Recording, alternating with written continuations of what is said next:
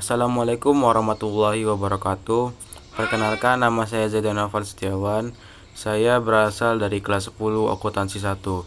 Baiklah, pada kesempatan kali ini saya akan memberikan materi secara ringkas mengenai lembaga-lembaga negara. Saya akan memulainya dengan aturan mengenai lembaga-lembaga negara. Keberadaan lembaga-lembaga negara di Indonesia diatur dalam Undang-Undang Dasar Negara Republik Indonesia tahun 1945. Menurut Undang-Undang Dasar Negara Republik Indonesia tahun 1945, pembagian kekuasaan di Indonesia diinspirasi oleh konsep trias politika. Meski demikian, Undang-Undang Dasar Negara Republik Indonesia tahun 1945 tidak menganut ajaran trias politika, karena dalam Undang-Undang Dasar Negara tahun 1945, kekuasaan negara tidak dipisahkan, melainkan dibagi sesuai fungsi, tugas, dan wewenangnya.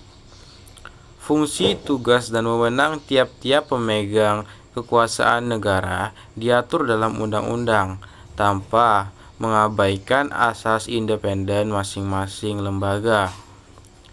Hal terpenting adalah harus adanya kerjasama yang sesuai dengan semangat kekeluargaan atau demi kebersamaannya dalam mengabdi kepada kepentingan bersama. Trias politika yaitu konsep politik yang membagi ketiga kekuasaan negara menjadi pertama yakni eksekutif, yang kedua yudikatif, dan yang ketiga yakni legislatif. Lembaga negara merupakan organisasi atau badan yang dibentuk berdasarkan konstitusi dari suatu negara.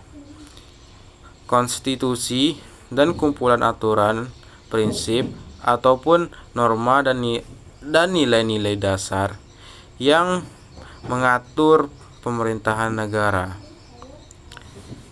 Konstitusi negara Indonesia yakni adalah Undang-Undang Dasar Negara Republik Indonesia tahun 1945. Menurut Undang-Undang Dasar Negara Republik Indonesia tahun 1945, ada 7 lembaga di Indonesia, yakni yang pertama ada MPR, Presiden, DPR, BPK, baru MA, MK, DPD. Lalu materi selanjutnya yakni lembaga-lembaga negara menurut Undang-Undang Dasar Negara Republik Indonesia tahun 1945. Yang pertama ada MPR atau Majelis Permusyawaratan Rakyat. MPR merupakan salah satu lembaga negara menurut Undang-Undang Dasar Negara Republik Indonesia tahun 1945. Sebelum amandemen Undang-Undang Dasar Negara Republik Indonesia tahun 1945, MPR merupakan lembaga tertinggi negara. Namun, setelah amandemen Undang-Undang Dasar Negara Republik Indonesia tahun 1945 mengubah MPR menjadi kembali sejajar kedudukannya dengan lembaga-lembaga lainnya. Amandemen Undang-Undang Dasar Negara Republik Indonesia tahun 1945 telah mendorong penataan ulang posisi lembaga-lembaga negara, terutama mengubah kedudukan fungsi dan kewenangan MPR. Amandemen adalah perubahan atau penambahan pada konstitusi negara dan digunakan untuk menyempurnakan konstitusi. Selanjutnya ada wewenang MPR yakni mengubah dan menetapkan Undang-Undang Dasar Negara Republik Indonesia tahun 1945. Lalu melantik presiden atau wakil presiden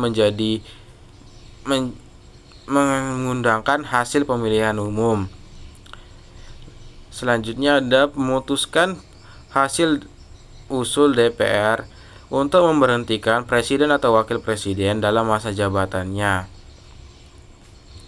Lalu yang terakhir, melantik wakil presiden menjadi presiden apabila presiden berhenti atau diberhentikan. Lalu adapun tugas MPR yakni memasyarakatkan MPR, memasyarakatkan Pancasila, Undang-Undang Dasar Negara Republik Indonesia tahun 1945, NKRI, Bhinneka Tunggal Ika. Mengkaji sistem ketatanegaraan, Undang-Undang Dasar Negara Republik Indonesia tahun 1945 serta pelaksanaannya. Menyerap aspirasi suara masyarakat berkaitan dengan pelaksanaan Undang-Undang Dasar Negara Republik Indonesia tahun 1945. Lalu mengajukan usul pemberubahan Undang-Undang Dasar Negara Republik Indonesia tahun 1945. Selanjutnya ada presiden. Berdasarkan Undang-Undang Dasar Negara Republik Indonesia tahun 1945, Pasal 4 Ayat 1, Presiden Republik Indonesia merupakan pemegang kekuasaan pemerintah menurut Undang-Undang Dasar. Ayat 2, pasal yang sama menuliskan bahwa dengan melakukan kewajibannya, Presiden dibantu oleh orang yakni wakil presiden. Dalam Undang-Undang Dasar Negara Republik Indonesia tahun 1945, pasal 7 dinyatakan bahwa presiden dan wakil presiden memegang jabatan selama 5 tahun dan sesudah dapat dipilih kembali dalam jabatannya yang sama hanya untuk 1 kali masa jabatan. Hanya sekian yang dapat saya sampaikan. Assalamualaikum warahmatullahi wabarakatuh.